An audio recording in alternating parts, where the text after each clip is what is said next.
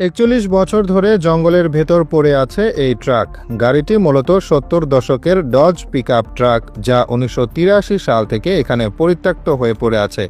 গাছপালা আর লতাপাতা এটিকে প্রায় গ্রাস করে ফেলেছে। মেকানিকের লক্ষ্য এর ইঞ্জিনটিকে আবারও সচল করে তোলা। কাজটি মোটেও সহজ নয়। প্রথমে গাড়িটিকে বের করার জন্য রাস্তা তৈরি করতে হবে।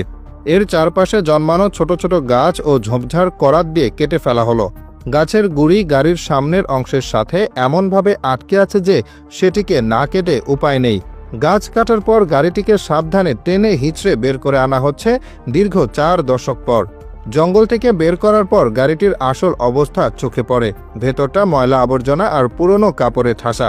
দেখে মনে হচ্ছে কেউ এটিকে গুদামঘর হিসেবে ব্যবহার করত।